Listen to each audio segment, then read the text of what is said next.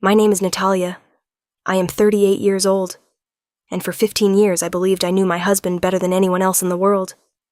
But every single Sunday, Marcus would leave our home at 7 in the morning and return late at night. For 13 years I never asked where he went. I trusted him completely. Until one ordinary Sunday when everything I thought I knew about my marriage shattered into a million pieces. Before we begin, let me know where you are watching from today. Hit that like button and subscribe if you have not already. And what I discovered that day changed everything I thought I knew about the man I married. I still remember the first time I saw Marcus like it was yesterday. It was a rainy Tuesday afternoon in downtown Pittsburgh. I had just finished my first year as a preschool teacher and I was exhausted in the best possible way. I stopped at this tiny coffee shop on Liberty Avenue, the kind of place with mismatched chairs and handwritten menus on chalkboards. I was standing in line scrolling through my phone when I felt something hot splash across my arm. Marcus had turned too quickly with his latte, and suddenly my white cardigan had a brown stain spreading across the sleeve. I looked up, ready to be annoyed, and there he was. Tall, with kind brown eyes that immediately filled with horror at what he had done. He apologized maybe 15 times in 30 seconds. I could not help but laugh at how flustered he was. He insisted on paying for my dry cleaning, but I told him the cardigan was old anyway. Then he asked if he could at least buy me dinner to make up for it. I should have said no. I had a rule about not dating strangers I met randomly, but something about his smile made me break that rule. Our first date was at a small Italian restaurant called Lucia's, about 3 blocks from where we met. Marcus was a civil engineer, he told me, working on infrastructure projects for the city. But what struck me was not his job.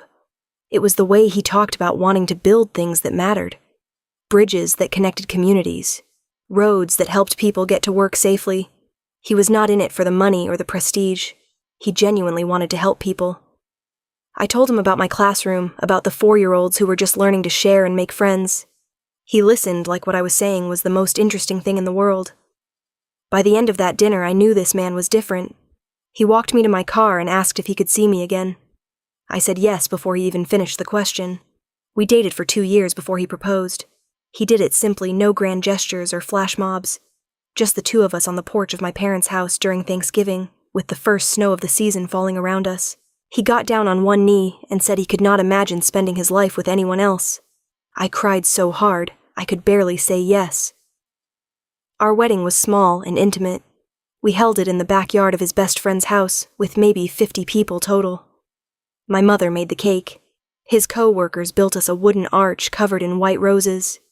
We wrote our own vows, and Marcus promised to always be honest with me, to never let me doubt how much he loved me. I believed every word. The first years of our marriage were everything I had hoped for. We bought a little house in the suburbs. Nothing fancy, just 3 bedrooms, with a small yard and a big oak tree in the back. Marcus would wake up early on Saturday mornings to make breakfast. Pancakes were his specialty, though he always burned at least 2 before getting them right. He would bring me coffee in bed on lazy Sunday afternoons, and we would spend hours talking about nothing and everything. When Harper was born 3 years into our marriage, Marcus became an even better man. I did not think that was possible. He was at every doctor's appointment every middle of the night feeding. When our daughter cried, he would hold her and sing off-key lullabies until she calmed down. 2 years later, when Ethan arrived, Marcus somehow managed to give both kids equal attention, while still making me feel like his priority. We were happy. Genuinely deeply happy. Looking back, I realize how rare that is. How many people spend their lives searching for what Marcus and I seemed to have found so easily. But there was one small thing that I never questioned. It started in our 2nd year of marriage, before Harper was even a thought in our minds. One Sunday morning, Marcus came into the bedroom while I was still half asleep. He sat on the edge of the bed and told me he had something personal he needed to do every week. He said it was important to him, something he needed for himself. He promised he would always be back before it got too late. I asked him what it was more out of curiosity than concern. He paused for a moment and I saw something flicker in his eyes. Something I could not quite name. Then he smiled that smile I loved so much and said it was just something he needed to do for himself. A way to decompress from the week. And I let it go. I trusted him. I believed that everyone deserved their own space, their own private world. I did not want to be the kind of wife who demanded to know every detail of her husband's life. I wanted to be the wife who trusted, who gave freedom, who understood that love did not mean possession. So every Sunday, Marcus would leave at 7 in the morning. He would kiss me goodbye, tell me he loved me, and drive away. And every Sunday he would return sometime after 9 at night, tired, but somehow at peace. He never smelled like alcohol or perfume. He never had lipstick on his collar or receipts from hotels in his pocket. He was just Marcus, my Marcus, coming home from wherever he went. 13 years, 676 Sundays, give or take. And I never asked. Not once. I was proud of myself for that, proud of the trust I had given him. I thought it made me a good wife. I had no idea how wrong I was about so many things. The first crack in my certainty came on a Thursday evening, about 3 months before everything changed. I was tidying up the living room after the kids had gone to bed. Marcus was in the shower, and I heard his phone buzz on the kitchen counter. I walked over to grab it, thinking I would bring it up to him in case it was important. The screen lit up with an incoming call. The name displayed was just a single letter. D, and next to it was a small red heart emoji. My hand froze in midair. I stared at that heart, my brain trying to make sense of what I was seeing. The call ended before I could decide whether to answer it or not. The screen went dark, and I was left standing there with my heart pounding in my chest. Who was D? Why was there a heart next to their name? I tried to think of anyone Marcus knew whose name started with D. His boss was named Frank. His best friend was Tom. None of his family members, at least the ones I knew about, had names beginning with D. I heard the shower turn off upstairs. I quickly put the phone back exactly where it had been and walked back to the living room. When Marcus came down, I watched him check his phone. His expression did not change. He did not mention a missed call. He just slipped it into his pocket and asked if I wanted to watch a movie. I said yes. We watched some romantic comedy that I cannot even remember the name of. The whole time I was thinking about that heart emoji, that single letter, that phone call he never mentioned. I told myself I was being paranoid. Marcus had never given me any reason to doubt him. One strange phone call did not mean anything. Maybe D was a coworker I had never met. Maybe the heart was just a joke, the way some people put silly emojis next to their friends' names. There had to be a logical explanation.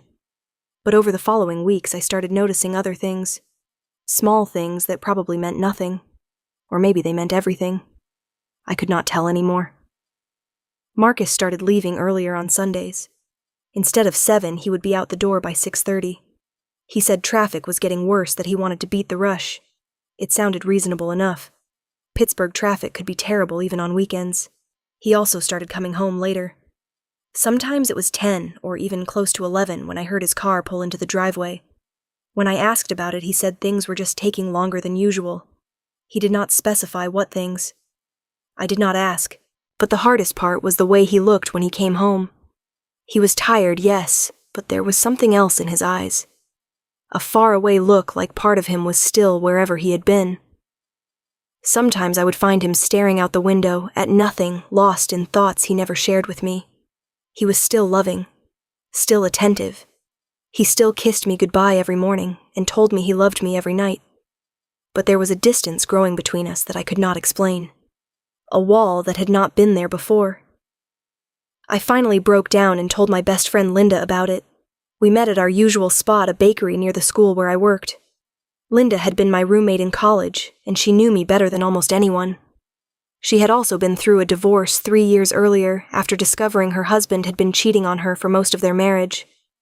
I told her about the phone call, about the early departures and late returns, about the look in Marcus's eyes. Linda listened without interrupting her coffee, growing cold in front of her. When I finished, she reached across the table and took my hand. "Honey," she said, her voice gentle but serious. "These are not good signs. I know you love him. I know you want to believe the best. But I have been where you are. I ignored the signs for years and it nearly destroyed me." I pulled my hand away, suddenly defensive. "Marcus is not like that," I said. "He would never cheat on me. He is not that kind of man." Linda did not argue. She just looked at me with sad eyes and said she hoped I was right. But she also said that if I needed to know the truth, I should find out. The not knowing was often worse than the knowing, even when the truth was painful. That night, I lay awake next to Marcus. He was sleeping peacefully, his breathing slow and steady. I watched the rise and fall of his chest and tried to imagine him with another woman. The image would not form. It did not fit the man I knew, but the doubt had taken root. It was small, like a splinter under my skin, barely noticeable most of the time, but every now and then it would throb, reminding me it was there. The following Saturday night I did something I never thought I would do. Marcus fell asleep early, exhausted from a long week at work. I lay there for an hour, waiting until his breathing became deep and regular. Then I carefully slipped out of bed and went downstairs to where his phone was charging. My hands were trembling as I picked it up. I knew his passcode. He had never hidden it from me. I typed it in and held my breath as the screen unlocked. I went through his messages first. Work emails, texts from friends, a long thread with his coworker about some project deadline. Nothing suspicious. Nothing about Dee or anyone else. I checked his call history. The call from Dee was not there. Either he had deleted it, or it had been long enough that it had scrolled off the list. I could not tell which. I looked through his photos, his notes, his calendar. Nothing. No secret messages. No hidden pictures. No evidence of anything wrong. I put the phone back and went upstairs feeling sick to my stomach. Not because I had found something, but because I had looked at all. I had become the kind of wife I never wanted to be. The suspicious one. The jealous one. The one who searched through her husband's phone in the middle of the night. But the splinter was still there, and it was getting harder to ignore. I spent 2 weeks going back and forth before I finally made up my mind. The idea came to me on a Wednesday afternoon while I was watching Harper and Ethan play in the backyard. It was such a simple plan, really. Almost embarrassingly simple. I would follow Marcus. Just once. I would see where he went every Sunday, and then I would know. Either I would discover he was doing something innocent, and I could finally let go of this paranoia, or I would discover something else, and at least I would have the truth. I started planning carefully. I told Marcus that I was going to take the kids to my mother's house that Sunday. A whole day of spoiling them with Grandma's cookies and cartoons.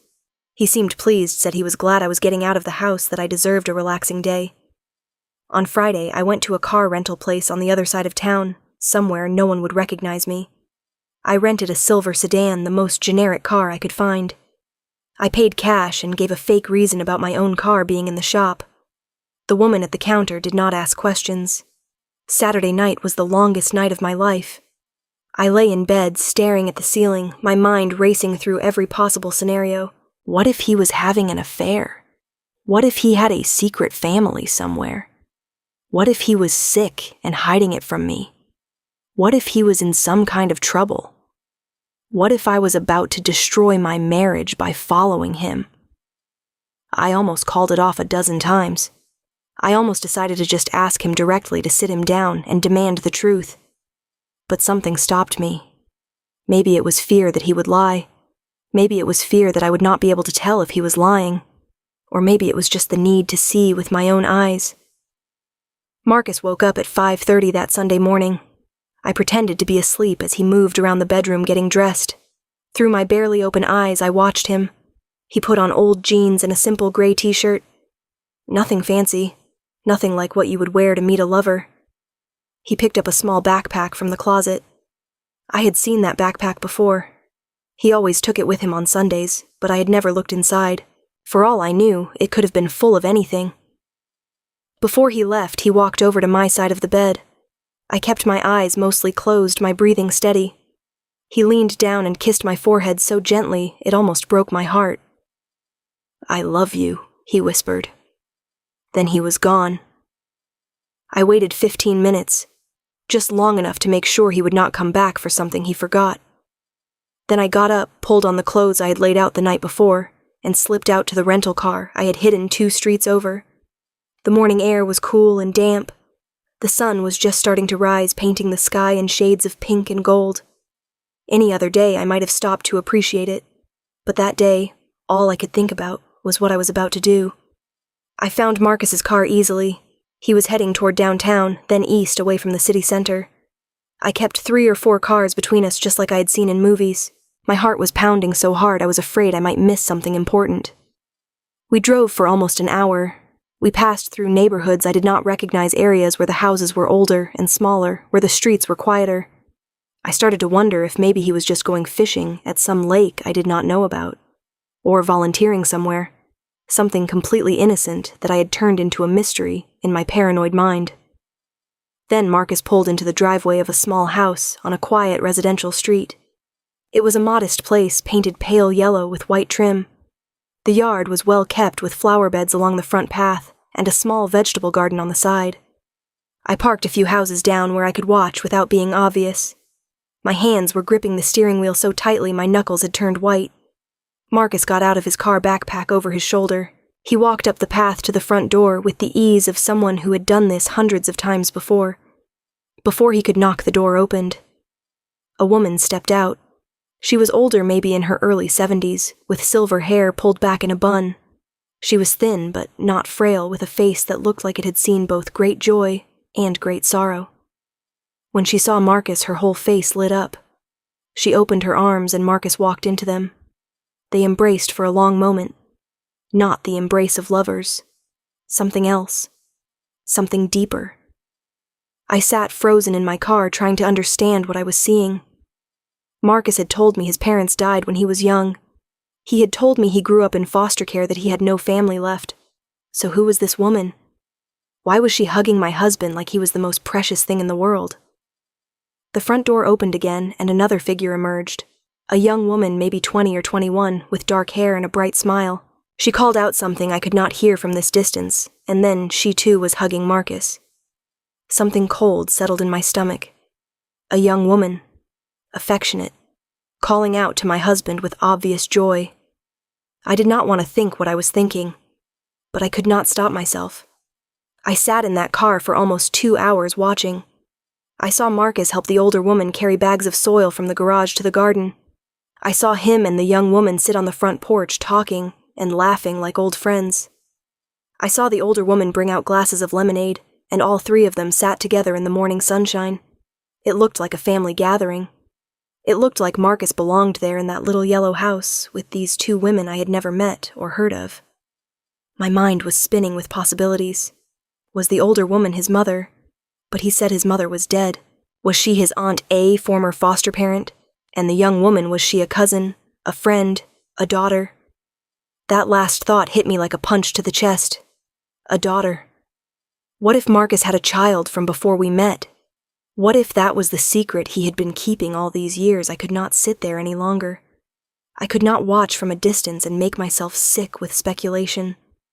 I needed answers, and I needed them now. I got out of the car before I could talk myself out of it.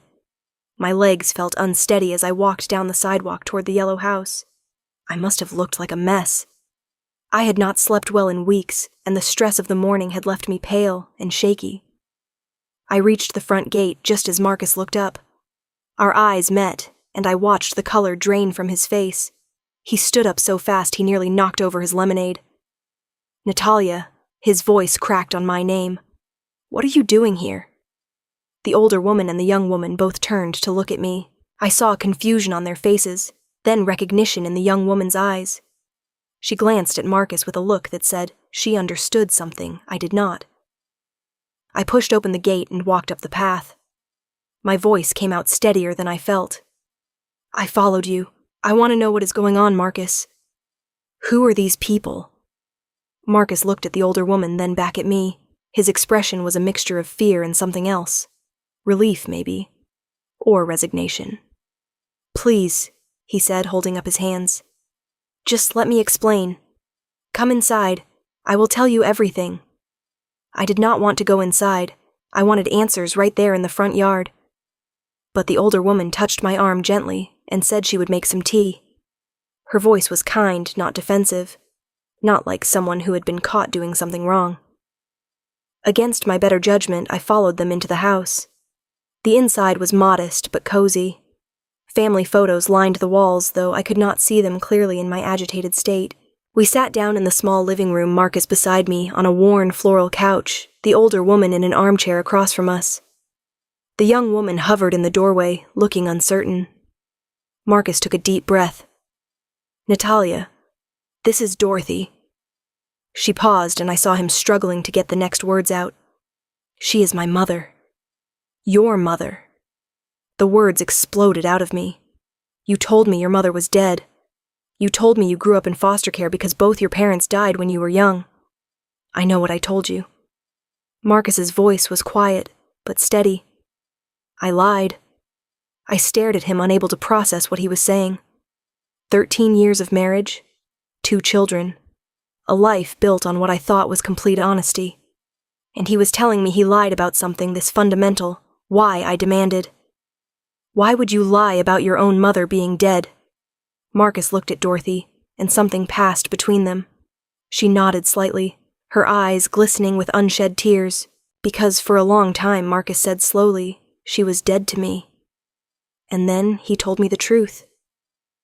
Dorothy had been an addict when Marcus was a child. Heroin mostly, but other things too. She had tried to be a mother, tried to stay clean, but the drugs always won. When Marcus was 5 years old, she disappeared in the middle of the night. She left him alone in their apartment with nothing but a box of cereal and a note that said she was sorry. He was found 3 days later by a neighbor who noticed the smell. Not of death, thank God, but of garbage that had piled up because no one was taking it out. The state took Marcus and put him in foster care. He bounced between 7 different homes over the next 13 years. Some were okay, some were bad. None of them felt like family. He never saw Dorothy again. For years he assumed she was dead. Overdose, probably. It was the most common ending for people like her. He mourned her in his own way, then locked those feelings away and tried to move on with his life. Then about 18 years ago, just before he met me, he got a letter. Dorothy had gotten clean.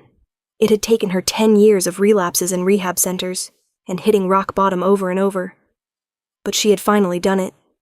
She had been sober for almost 5 years when she wrote that letter. She had spent another 2 years working up the courage to send it. She did not ask for forgiveness. She did not ask to be part of his life. She just wanted him to know that she was alive, that she was sorry, and that not a day went by when she did not think about him. Marcus did not respond at first. He was furious. How dare she reach out after all those years? How dare she think a letter could make up for what she did? But eventually, curiosity got the better of him. He went to see her just once, planning to tell her exactly what he thought of her, and then leave forever. Instead, he found a broken woman who had spent 2 decades hating herself for what she had done. He found someone who volunteered at the same kind of rehab centers that had saved her life, helping other addicts find their way back. He found someone who was genuinely desperately sorry. He did not forgive her that day, but he agreed to come back. And slowly over the years they rebuilt something. Not the mother-son relationship they should have had, but something new. Something fragile, but real. And the young woman, I asked, my voice hoarse. Daisy, Marcus said. She is my half-sister. Dorothy had gotten pregnant a few years after getting clean. The father was a good man, a carpenter named Samuel, who had been her sponsor's husband's best friend. They were happy together until Samuel died of a heart attack when Daisy was 15. Daisy, who had grown up knowing she had a brother out there somewhere. Daisy, who had asked about Marcus constantly, who had begged Dorothy to find him. Daisy, who was the one who finally convinced Dorothy to send that letter. I sat there in that small living room surrounded by 13 years of secrets, and I did not know what to feel. Relief that Marcus was not having an affair. Anger that he had lied about something so important. Sadness for the little boy who had been abandoned. Confusion about where this left us. I looked at Dorothy, really looked at her for the first time. I could see the resemblance to Marcus in her eyes, in the shape of her jaw. I could also see the weight of her past in the lines on her face, in the way she held herself, like she was always ready to apologize. Why did you not tell me? I asked Marcus. My voice came out smaller than I intended. 13 years. We have been married for 15 years, and you have been coming here for 13 of them. Why did you not tell me? Marcus's eyes filled with tears. The first time I had seen him cry since the birth of our children. Because I was ashamed, he said. Ashamed of her. Ashamed of what she did. ashamed of being the kid who got left behind. I did not want you to know that part of me. I wanted to be the man you thought I was, not the broken kid I used to be. I could not speak. The lump in my throat was too big. I was afraid, he continued. Afraid that if you knew the truth, you would look at me differently. You would see the abandoned kid instead of the man. I thought if I just kept it separate, if I just had this one thing that was mine, I could be both people. The person I was with Dorothy and Daisy working through the past, and the person I was with you and the kids living the life I always wanted. But you were lying to me, I said. Every Sunday you looked me in the eyes and you lied. I know. His voice broke. I know I did. And I am sorry. I am so sorry, Natalia. I did not stay much longer that day. I needed to get out to breathe, to think. I left without saying goodbye to Dorothy or Daisy. I drove back to the rental car, returned it with shaking hands, and somehow made it home before Marcus did. The house was empty when I got there. The kids were still at my mother's, happy and oblivious. I sat on the couch in the dark living room and stared at nothing. When Marcus came home that night, I did not speak to him. I could not. Every time I looked at him, I saw two people, the husband I loved, and the stranger who had been lying to me for over a decade. We slept in separate rooms that night. I took the guest bedroom, claiming I had a headache. Marcus did not argue. He just nodded sadly and said he understood. The days that followed were some of the hardest of my life. I moved through them like a ghost going through the motions of work and parenting, while my mind was elsewhere. Harper and Ethan noticed something was wrong. Mommy seemed sad, they said. I told them I was just tired. Marcus tried to talk to me. He wrote me letters, leaving them on the kitchen counter, where I would find them in the morning. I did not read them at first. I was too angry, too hurt, too confused. 13 years. The number kept echoing in my head. 13 years of trusting him completely. 13 years of believing I knew everything about the man I married. And all along there was this entire part of his life that he had hidden from me. I thought about calling a divorce lawyer. I even looked up a few names online. But something stopped me every time I reached for the phone. Was this really worth ending my marriage over? He had not cheated on me. He had not stolen from me. He had not hurt our children. He had lied. But the lie was about his own pain, his own shame. Not about another woman. Not about a secret life that excluded me by choice rather than fear. Still, the betrayal burned. Every time I thought I was starting to understand, the anger would flare up again. He did not trust me. After everything we had been through together, he did not trust me enough to tell me the truth about his own mother. I stayed in that dark place for over a week, and then finally I did something I should have done from the beginning. I went to see my mother. My mother, Louise, has always been my anchor. She is the kind of woman who can look at a situation and cut right through to the heart of it. No judgment, no drama, just honest truth delivered with love. I told her everything. About the phone call from Dee, about following Marcus, about Dorothy and Daisy, and the 13 years of secrets. I told her about the letters Marcus had written that I still had not read, about the anger and hurt that would not go away. When I finished, my mother was quiet for a long moment. She poured us both more tea, even though neither of us had finished our first cups. Then she looked at me with those clear blue eyes and said something that changed everything. "Let me tell you a story about your father," she said. I blinked. My father, he had died 8 years ago, and I thought I knew everything about him. But apparently secrets ran in families. Before your father married me, my mother said he was married to someone else. A girl he had known in high school. They got married young, barely 19, because she was pregnant. I felt my jaw drop. Dad had been married before she lost the baby at 7 months, my mother continued. And it destroyed them both. They tried to make it work, but the grief was too much. They divorced a year later. Your father never talked about it, not even to me.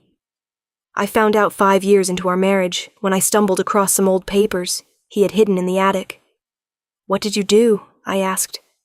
"I was furious," she said simply. "Just like you are now." I felt betrayed. I felt like our whole marriage was built on a lie. I even packed a bag and went to stay with my sister for a few days. But you came back. Yes, because I realized something. She reached over and took my hand. Your father did not hide that from me because he did not love me. He hid it because he was ashamed. Because he thought I would see him differently if I knew. He thought I would see a failure instead of the man he had become. That is exactly what Marcus said. I know, honey. And I am not saying the lying is okay. It is not. But I am saying that sometimes people we love carry wounds so deep they do not know how to share them. It does not excuse the deception, but it does explain it. I sat with that for a moment. So what should I do? First, my mother said you should read those letters. Then you should decide if the man who wrote them is someone you can forgive. Not forget. Forgive. Those are two very different things. That night, after the kids were asleep, I finally sat down with Marcus's letters. There were 5 of them, each one several pages long. He had written them in his careful handwriting, the same handwriting that had once signed our marriage certificate. The first letter was an apology. He said he was sorry for lying, for not trusting me, for causing me pain. He did not make excuses or try to justify what he had done. He just owned it. The second letter was about his childhood, about the night Dorothy left, about waking up alone in that apartment hungry and scared, not understanding why his mother was gone, about the years in foster care moving from house to house, never feeling like he belonged anywhere, about the walls he built around himself just to survive. The third letter was about meeting me, how I was the first person who made him feel like maybe he could be loved, how terrified he was of losing that, how he convinced himself that keeping Dorothy a secret was protecting our relationship, not betraying it. The fourth letter was about Dorothy and Daisy, about the complicated process of forgiving his mother, about how Daisy had become the sister he never knew he needed, about how those Sunday visits had helped him heal parts of himself he thought were broken forever. The fifth letter was a plea. Not for forgiveness, he said, because he knew he did not deserve to ask for that. Just for a chance. A chance to show me who he really was, all of him, without hiding anymore. A chance to build something new together, something based on complete honesty. By the time I finished reading, I was crying so hard I could barely see the words. I cried for the little boy Marcus had been, for the mother who had failed him, for the years of secrets and the damage they had caused, and for myself, for the trust that had been broken and would take so long to rebuild. But somewhere in those tears something shifted. The anger was still there, but it was not alone anymore. It had company now. Compassion, understanding, and maybe, just maybe, the beginning of forgiveness. The next day I reached out to Daisy, I did not contact Dorothy directly. I was not ready for that. But Daisy was young and had not been part of the original deception. She was just a girl who had grown up hearing stories about a brother she desperately wanted to meet. We met at a coffee shop near my house. Daisy was nervous, I could tell. She kept fidgeting with her cup, glancing at me like she expected me to yell at her. But I did not yell. I just asked her to tell me about her life. She told me about growing up knowing she had a brother somewhere in the world, about begging Dorothy to find him, about the day Marcus finally came to their house, how she had watched from the window as this tall stranger walked up the path, and how she had known immediately that he was the brother she had been waiting for. She told me about Dorothy, too, about how her mother had devoted her life to making amends for the past. Dorothy volunteered at rehabilitation centers 3 days a week, helping other addicts find their way to sobriety. She sponsored newcomers, drove people to meetings, held their hands through the hardest days of their recovery. She did not do it for recognition or praise. She did it because she knew what it was like to be lost, and she wanted to help others find their way home. Daisy pulled out a stack of old envelopes yellowed with age. These are the letters Mom wrote to Marcus over the years, she said, before she ever sent that first one, before she had the courage to reach out. She wrote to him almost every week for 10 years, even though she never mailed them. I took the letters home with me. I read every single one. They were the words of a woman drowning in guilt and regret, desperately trying to claw her way back to humanity. They were raw and painful and honest in ways that made me uncomfortable. But they also showed me something important. They showed me that people can change, that the worst moment of someone's life does not have to define them forever, that redemption is possible even from the deepest darkness. It did not make what Marcus did okay, but it helped me understand why. It was almost 3 weeks after that Sunday when I finally went to find Marcus. He was in the backyard sitting alone on the patio, staring at the oak tree, like it held the answers to every question he had ever asked. I sat down next to him. Neither of us spoke for a long moment. The evening air was cool, carrying the first hints of autumn. Somewhere in the distance, a dog was barking. "I read your letters," I finally said. Marcus turned to look at me. His eyes were red-rimmed, like he had not slept in days. He probably had not. Neither had I really. And his voice was barely a whisper. "And I am still angry," I said honestly. "I am still hurt. I do not know if I can ever fully trust you the way I did before. What you did, Marcus, 13 years of lying to my face, that is not something I can just forget." He nodded slowly, accepting the weight of my words. "I know. I do not expect you to." But I continued. "I have also been thinking about something my mother told me, about the difference between forgiving and forgetting. I cannot forget what happened. I am not sure I want to. But I think maybe I can start to forgive." Marcus's breath caught. "Natalia." "I am not saying everything is okay," I said quickly. "We have a lot of work to do. A lot of talking. Probably therapy both together and separately. This is going to be hard, and there will be days when I am angry all over again. Days when I wonder if I made the right choice. But you are willing to try." I looked at my husband, really looked at him. I saw the man who had built a life with me, who had held my hand through the birth of our children, who had loved me faithfully for 15 years. I also saw the broken little boy who had been abandoned, who had carried that wound in secret all this time, because he was too afraid to let anyone see it. Both of those people were Marcus. I could not love one without accepting the other. "Yes," I said. "I am willing to try. But I need something from you first. Anything. I want to meet Dorothy. Really meet her. Not as the woman my husband has been secretly visiting, but as part of our family. I want our children to know they have a grandmother and an aunt. No more secrets, Marcus. No more separate lives. If we are going to do this, we are going to do it together." Marcus started to cry. Not dramatic sobs, just quiet tears streaming down his face. I had seen this man cry maybe 3 times in our entire relationship. It made everything feel more real. I would like that, he said. I would like that more than anything. So we did it. It was not easy. The first time I brought Harper and Ethan to meet Dorothy, I was so nervous I nearly turned the car around twice. But Dorothy was wonderful with them. She got down on their level, asked them about their favorite things, showed them her garden, and let them help her water the tomatoes. The kids did not understand the complicated history. To them, this was just a new grandmother who appeared out of nowhere, like a surprise gift.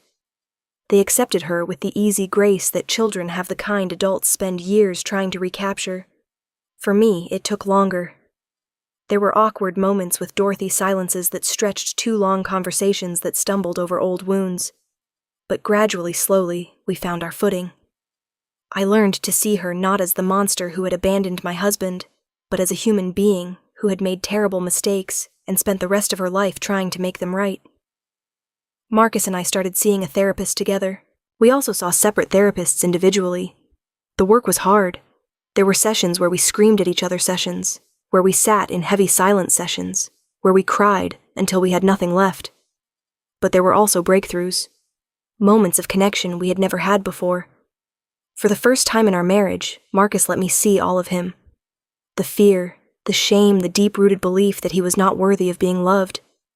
And I let him see my pain, the betrayal I had felt, the trust that would need to be rebuilt brick by brick. It took months. It took years, really. Healing does not happen on a schedule. But eventually, we got there. Not back to where we were before. You cannot go back to innocence once it has been lost. But somewhere new. Somewhere stronger. It has been 2 years since that Sunday morning when I followed my husband and discovered the truth. 2 years of hard conversations and harder work. 2 years of learning what it really means to know someone. Marcus still goes to visit Dorothy and Daisy every Sunday, but now, more often than not, I go with him.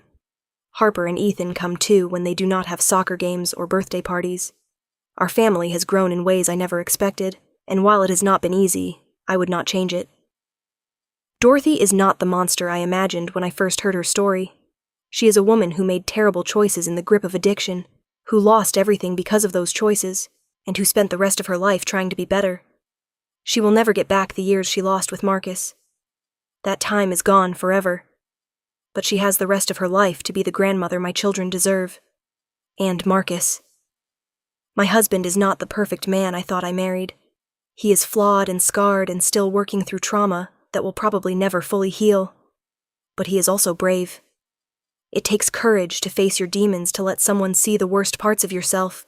He showed me that courage finally, and it only made me love him more. As for me, I learned something important through all of this. Trust is not about never being hurt.